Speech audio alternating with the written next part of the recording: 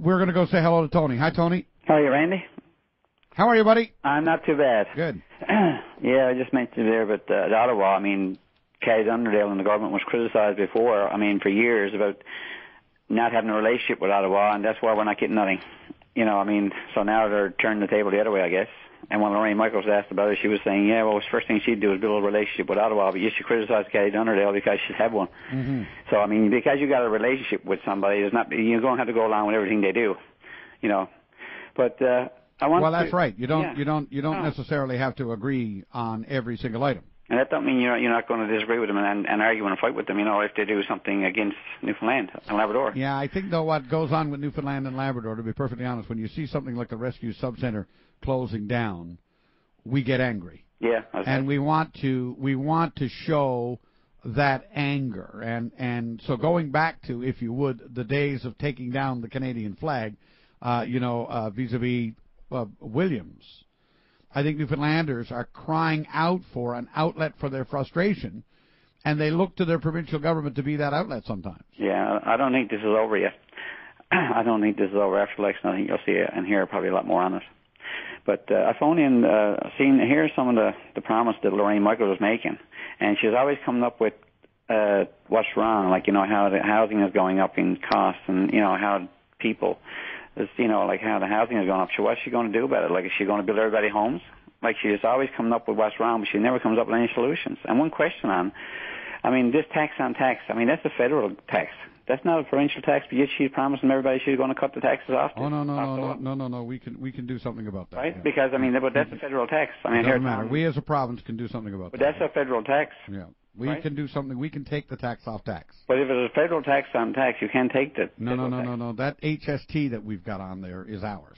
Yeah, but you got 16%. Then you got... that 16% is ours too. Yeah, but then you got like Tom Marshall explained the other day. Federal excise tax. There's a provincial. There's a federal excise tax. There's a provincial excise tax added to the price of gasoline, and that added together is what we tax for HST. And that's not fair. The HST tax should actually go on first. Yeah, but what Tom Marshall is saying, there's a federal tax on tax, and there's nothing you can do about it. Well, yes, there is. But then we've got this great relationship now, right? So obviously we can do something about it.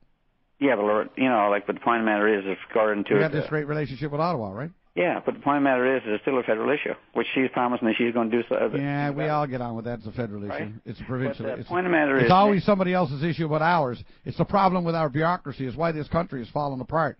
Well, when you make... Because it's always somebody else's issue but ours. Yeah, but then you're misleading the people by saying stuff you can't do. Like certain other things, like when she's saying about just things coming up about this universal home care. I mean, she was on TV and you see... you think universal home care is a bad idea? No, it's a great idea. There you go. Let's go for it. But what I'm saying is that she came out and said that she was going to have this right away. Her and Mr. Rogers was on there, and they were going to do it right away. She needs it now.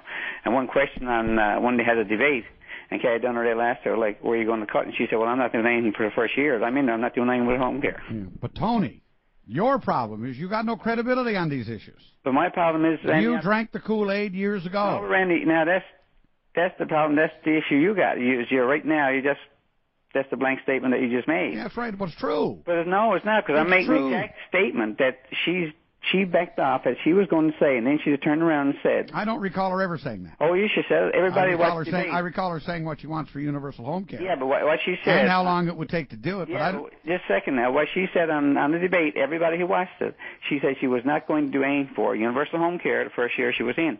And she also said that when What's wrong with that? Well, she come out and said she was going to do it right away.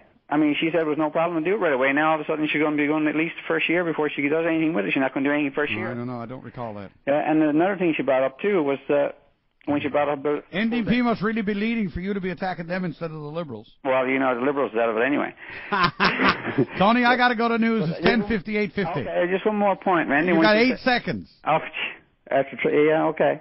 But anyway, you just got 5 of them are gone. Yeah.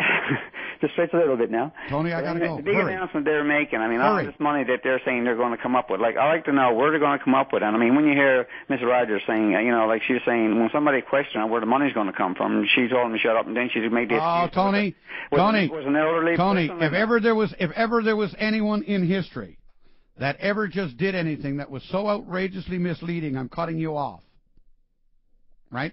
What you just did was so outrageous, I'm cutting you off. You don't get to speak any further on the program today. Right? All right. Because that's not what went on with Mrs. Rogers.